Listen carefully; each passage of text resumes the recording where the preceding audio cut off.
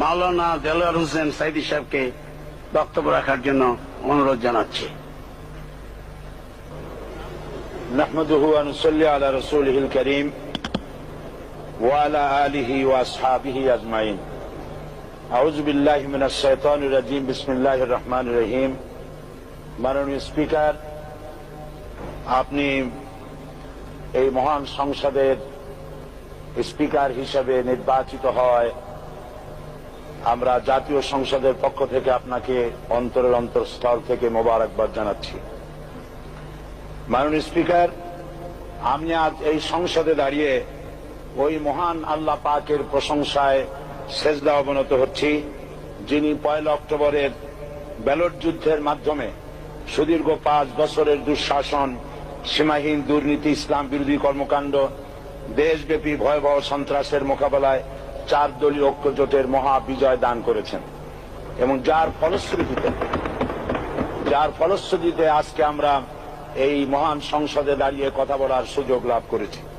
মাননীয় স্পিকার, আপনার মাধ্যমে আমি আমার অন্তরের অন্তঃস্থল থেকে দেশবাসীকে ধন্যবাদ জানাই।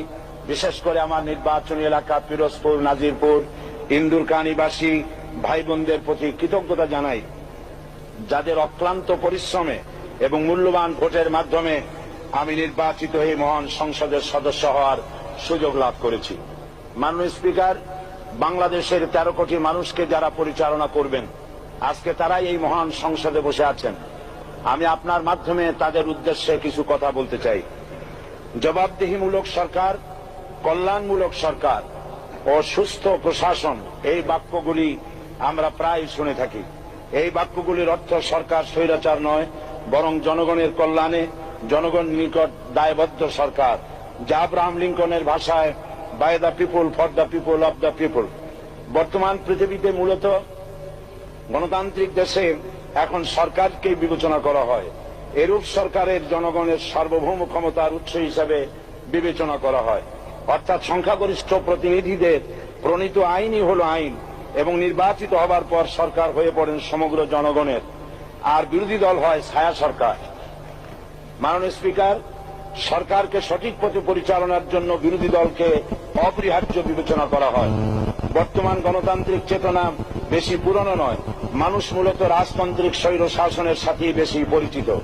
বস্তুত বর্তমান পৃথিবীতে গণতান্ত্রিক শাসন ব্যবস্থায় জবাবদিহিমূলক, কল্যাণমূলক, স্বচ্ছ প্রশাসনের যে কথাবার্তা আমরা শুনতে পাই, এর প্রথম উপস্থাপক হলেন বিশ্বনবী হযরত মুহাম্মদ রাসূলুল্লাহ সাল্লাল্লাহু আলাইহি ওয়াসাল্লাম। বর্তমান গণতান্ত্রিক ব্যবস্থাপনার সাথে ইসলামের মূল পার্থক্য হল সার্বভৌমত্বের ধারণা নিয়ে। ইসলামের দৃষ্টিতে সার্বভৌমত্বের মালিক জনগণ নয়, মালিক হলেন আল্লাহ রাব্বুল আলামিন। কিন্তু সরকার গঠন ও পরিচালনা জনগণের ইচ্ছার ভিত্তিতেই হতে হবে। জনগণের ইচ্ছার বিরুদ্ধে ক্ষমতায় থাকার অধিকার ইসলামের স্বীকৃত নয়। মাননীয় স্পিকার, সাধারণত লক্ষ্য করা যায় সরকার, সরকারি কর্মকর্তা, কর্মচারী বৃন্দ জনগণের উপর নানাভাবে জুলুম, নির্যাতন বা শোষণ করে থাকে। জনগণের খাদেম না হয়ে তারা হয়ে পড়েন জনগণের প্রভু। তারা জনগণের সম্পদকে তসরুপ করে।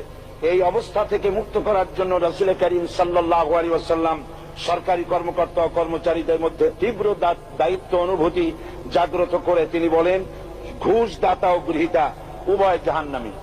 নবী করিম সাল্লাল্লাহু